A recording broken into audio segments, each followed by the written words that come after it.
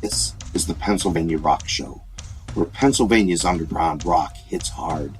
Since 2004, we've been unleashing unsigned bands, ripping riffs, and voices that won't be silenced. Radio, podcast, streaming, anytime, anywhere. No polish, no limits, just real rock. Strap in and turn it up. And now, here's your host, Bill Damiano. Hey, it's Bill. You're tuned in to the Pennsylvania Rock Show, episode number 842A, and we'll get into that in just a second. With me on this segment is Chip from the Charge Ups, which is something.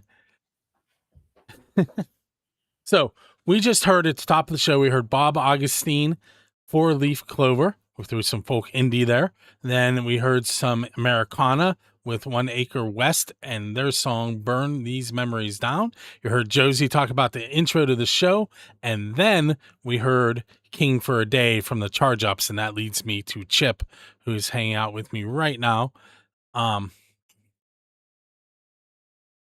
And let's see here. Can you hear me, Chip? I can hear you great. Perfect. All right, so I have to put this up on the screen there. And I don't know if you see that.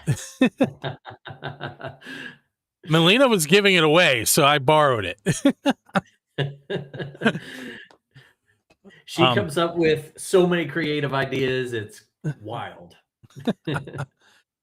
For anyone who's just listening to the radio or podcast version, it now says Chip and the Pennsylvania Rock Show because Melina said that the Charge Ups didn't need Chip and anymore, and she was trying to give it away. So there it is. Looks good, if you ask me. It kind of fits. I like it. It's because I had that so it just flows just like the old band name did. Yeah. Hey, so Chip, you guys are releasing on September 4th 3 solo albums and a band full length. Tell us a little bit about that, since we just heard a single off of it. Yeah, so in leading up to the release of our full band album, which we had been writing for a little while and started recording, we kind of joked around maybe at first about like, hey, we all write songs. Wouldn't it be cool if we all came out with solo albums? And like, then we thought, okay, do solo albums at the same time. Like, yeah, Kiss did solo albums at the same time, but they didn't do solo albums from each band member plus a full band album. And we're like, has anyone done this? And then no matter how much we researched, we could not find a band that did solo albums from each member and a full band album at the same time. So we thought this would be a really cool way to make some music history and do it right here out of Pennsylvania. So you guys, for the last couple of months, and this is probably a Melina question from what you said earlier, but you guys have this marketing, and I'm going to be honest with you, it's so annoying, but I can't look away, which is good because it's pulling people to you. Yeah, that's definitely, I think the annoying part is, is a better question from Melina, who you'll be talking to later tonight.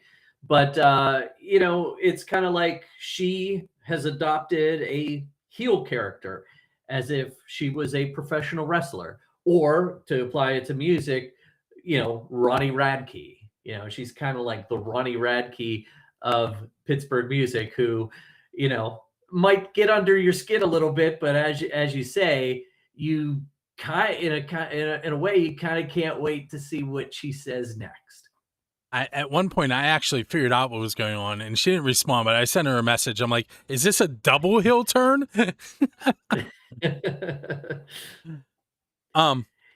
So tell us a little bit about King Chip and what to expect on your solo album. So yeah, King Chip, and I think you could probably describe all the solo albums this way.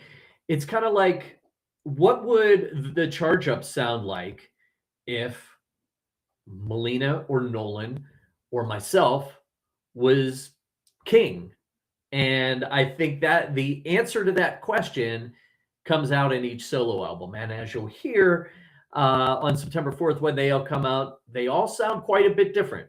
You won't hear any Limp Bizkit influences on my solo album, but you will on Melina's. So as far as King Chip goes, I think that people who were fans of a previous band of mine, Chip Demonic, and who still ask about a reunion and new music and say they like the old music, I think they're going to be pleasantly surprised, because there's more than just a few echoes of the Chip Demonic sound in the songs that you'll hear on King Chip. But you'll also hear kind of like the pop punk metal mashup that's kind of become the signature of what used to be called Chip of the Charge Ups as well. So I think you're going to see a good mix of what you've heard from me in the past, and with a little more unrestrained energy on parts as well. So, like, you mentioned Kiss and some other bands. Like, at what point did it click? This is what we want to do. Like, what was the impetus to get you to this point? It really started as almost kind of like a joke, or one of those things. Do you ever have one of those moments where, yeah, I should do that someday? Yeah, I should, go to Aruba for vacation, or yeah, I should, whatever, dig for dinosaur bones or something just outrageous, and it's aspirational, that you think, it's nice to say, but you might never do. So we kind of joked about it, and it kept coming up over and over again, to the point where maybe it started as a joke, but then some of us took it more seriously, and then others of us took it more seriously, and we're like, oh yeah, I wrote this song, I recorded this song. And then it finally came to the point where we were just about done with the full band album, King for a Day. And we said, okay, based on where we are now, a September release sounds great for it. How close are we with these solo albums? Can we get this done on time? And then it was like, oh man, I don't know if we can, we're like, okay, we gotta get this done by, I forget what the date was, the end of May. And we're like, can we do that? And it's like, oh wow, that'd be crazy if we could do that. That'd be a lot of work. I don't know if we could do that. But then we started working at it. And when we started working at it with a deadline in mind, that's how we knew it was real and it was going to happen. So I kind of looked off for a moment. Don't think I wasn't paying attention. I clicked because Nolan commented, and I want to bring it up on the screen, but apparently that's broken right now. But Nolan says they are not ready for the energy of King Chip. There is a lot of energy right out of the gate. Right out of the gate, you're going to feel it. So I feel like at some point in the beginning of the band, I mean, your domain and most of your usernames were the Charge Ups. So was this something you had in mind from the beginning? Sort of, yeah. It was from the very as far as beginning. The name change. I could at that point in time see it happening.